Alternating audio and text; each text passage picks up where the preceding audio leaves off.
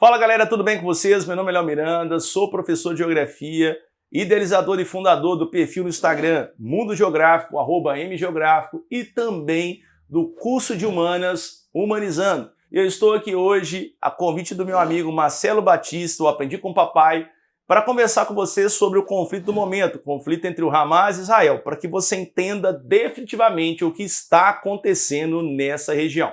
Para começo de conversa, é importante dizer que esse conflito tem raízes históricas. O território onde hoje está o Estado de Israel é chamado de Palestina. E esse território da Palestina foi ocupado pelos israelitas judeus há mais de 2000 anos atrás. E esse povo permaneceu nesse território por esses 2000 anos, quando tivemos a expulsão dos israelitas da terra prometida, através do domínio do Império Romano no século I da era cristã. Dali em diante, israelitas judeus sairão em diáspora pelo mundo, o que significa que se dispersarão pelo mundo, já que foram expulsos do território que habitavam. Muitos deles vão para a Europa, para a América do Norte, e no final do século XIX, ou seja, 19 séculos depois, tem-se a criação de um movimento de retorno dos israelitas judeus para a Terra Prometida, movimento esse chamado de movimento sionista. O que acontece é que, nesse momento, quem habitava o território da Palestina eram os árabes islâmicos. Os árabes sucederam vários domínios, entre eles o domínio do Império Romano, e os árabes permaneceram nesse território mesmo quando o território da Palestina foi anexado, dominado pelo Império Turco-Otomano, que permaneceu ali do século XVI até a Primeira Guerra Mundial, em 1918. Então, no início do século XX, a Palestina, território da Palestina, era habitado por árabes islâmicos, sendo que também iniciava-se um movimento de imigração de israelitas judeus vindos da Europa e de outros lugares do mundo para esse local. O que acontece é que essa migração dá início a conflitos e, ao mesmo tempo, assim que termina a Primeira Guerra Mundial, o território chamado de Palestina Histórica passa para o domínio britânico. O domínio britânico que era a favor, os britânicos eram a favor da criação da pátria judaica. Dali em diante, em 1945, é criada a ONU. E a criação da ONU é um episódio também decisivo para entender todo o conflito que acontece na região do atual Estado de Israel e também dos territórios palestinos. Com a criação da ONU, é proposta uma administração inicialmente das Nações Unidas, no território que era até então administrado pelo Reino Unido, e em 1947 a ONU faz uma proposta, um plano de partilha do território da Palestina entre israelitas judeus e também árabes islâmicos. A questão toda é que esse plano de partilha não é aceito pelos países árabes islâmicos. E no último dia do mandato britânico nas terras da Palestina, Israel declara independência, isso em 1948. Assim que declara independência, tem início um ataque, uma coalizão árabe islâmica contra o Estado de Israel, o recém-fundado Estado de Israel. A resposta israelense vai ser a guerra, e nós teremos uma guerra que vai durar um ano entre israelenses, Israel recém-criado, israelitas judeus e árabes islâmicos. Dali em diante, o conflito começa a tomar novas proporções. Israel vence a Primeira Guerra. E assim que Israel vence a guerra de criação do Estado de Israel, os palestinos que moravam nesse território e que não tinham aceito o plano de partilha da ONU, migram para o território da Cisjordânia e da faixa de Gaza. Dois territórios que constavam no plano de partilha da ONU como territórios que seriam de um futuro Estado palestino. Esses dois territórios, por sua vez, após a guerra de criação do Estado de Israel, passam para o domínio de dois países vizinhos. A Cisjordânia passa para o controle da Transjordânia, atual Jordânia, e a faixa de Gaza para o domínio do Egito.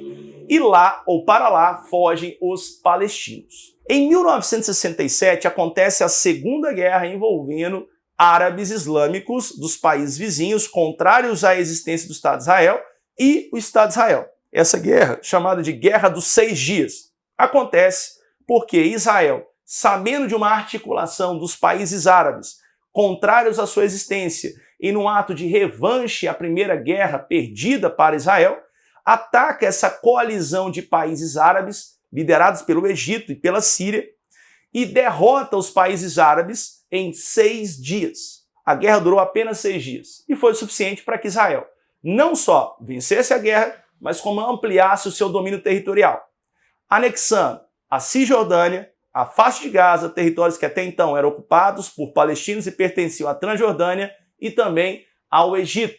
Anexa também a Península do Sinai, uma faixa de deserto que faz a fronteira entre Egito e Israel. Anexa também as colinas de Golã, território no norte, na fronteira com a Síria, que abriga recursos hídricos muito importantes para a região e, claro, também para os israelenses.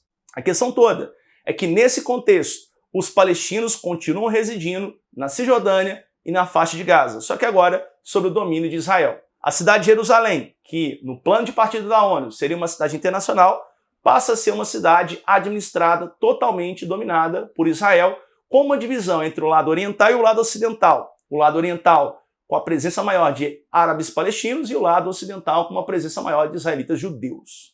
A Segunda Guerra termina com esse resultado e em 1973, ou seja, 6 anos após a Guerra dos 6 Dias, nós temos um novo conflito, a Guerra do Yom Kippur, que acontece exatamente no feriado judaico, o dia sagrado para os judeus, em que não se esperava um ataque, nem nenhum conflito, nenhum tipo de retaliação, nada que envolvesse o que aconteceu nesta data, em outubro de 1967. Nós tivemos um ataque surpresa por parte dos povos árabes vizinhos, liderados novamente pelo Egito. E Israel quase perde essa guerra. Só não perdeu porque contou com a ajuda bélica dos Estados Unidos e crucial dos Estados Unidos para garantir a vitória dos israelenses frente a esse ataque coordenado e simultâneo das nações árabes vizinhas. 3 guerras, 3 vitórias de Israel e o povo palestino habitando a Cisjordânia e a faixa de Gaza, só que agora territórios que tecnicamente foram anexados por Israel através de guerra.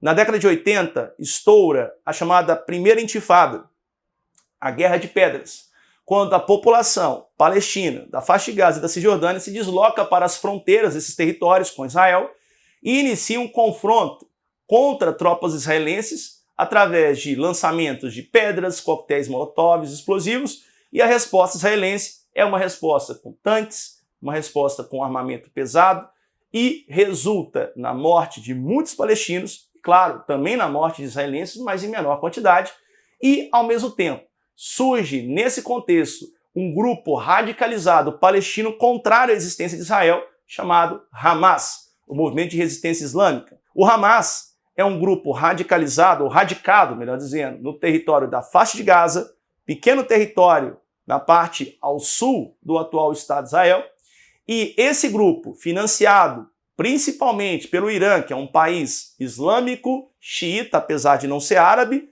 é um país que financia a existência, o desenvolvimento do Hamas no território da faixa de Gaza. O Hamas, dali em diante, promoverá atentados contra o território israelense através do lançamento de mísseis contra o território ao sul de Israel.